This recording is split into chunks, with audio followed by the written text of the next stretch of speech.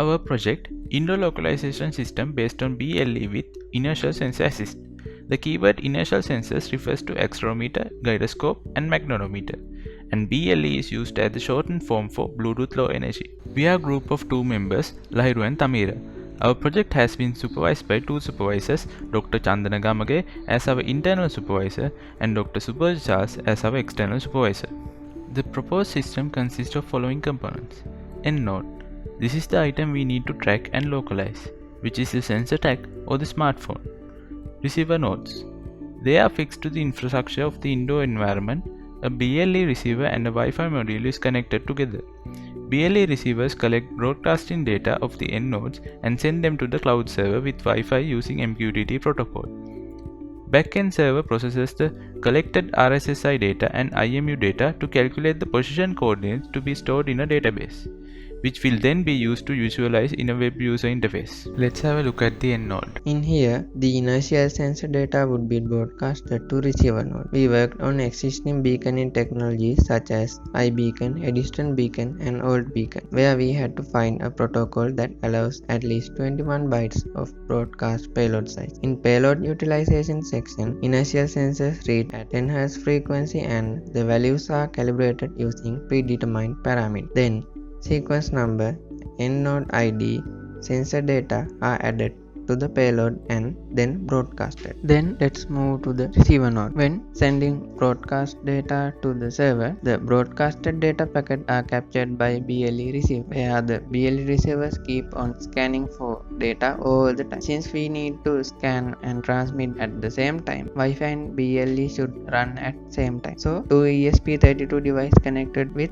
SPI are used. After capturing data, RSSI and Wi-Fi MAC of the BLE receiver node would be added to a data packet and will be converted into a JSON object. Then converted JSON object would be transmitted to a MQTT broker. Then let's move to backend server. This image shows the abstract view of the backend server. The MQTT broker publishes the received message from ESP32 client to the Python server, who is a subscribed client. Each JSON object has a sequence number given by the end node. The Python program forwards the JSON object to the respective bucket out of 3 buckets using modulo division. The process happening in each bucket is shown in bucket 1. The IMU data of the JSON is sent to the inertial position estimation algorithm and the output is fed into the Kalman filter. The bucket waits for at least 3 similar sequence numbers from 3 distinct ESP MAC addresses to feed the respective RSSI value to the trilateration algorithm. The output is then fed into the Kalman filter and final position estimation is stored in a database. After that, web user interface reaches the database to visualize the position of the end node. In here, we can see the experimental setup map used for testing. The blue circles are receiver nodes and the A,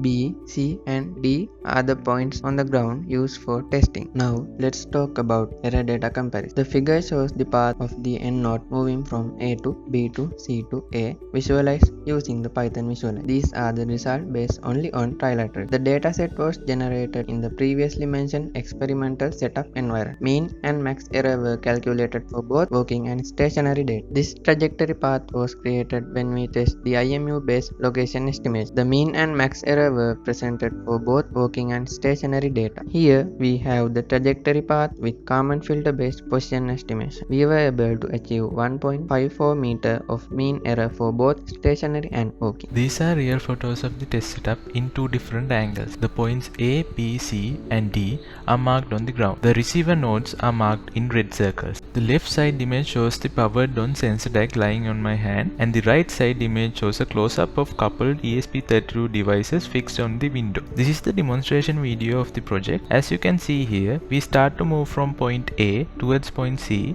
then we move from point C towards point B. Finally, we move from point B towards the starting point A. In the right side window, you can see the estimated position of the handheld device as a red dot. The landmarks A, B, C, D are marked in green, and the position of the receiver nodes are marked in blue dots in the GUI. A database was implemented using MySQL to store location data of the end node, receiver nodes, and the information about indoor area. An API was implemented in PHP to fetch data from the database and visualize in a web application implemented in React. We were able to submit a paper to the second Information Communication Technologies Conference in China. Our topic was indoor localization system based on Bluetooth Low Energy with inertial sensor assist for resource constrained environments, and it got accepted. Thank you. Have a nice day.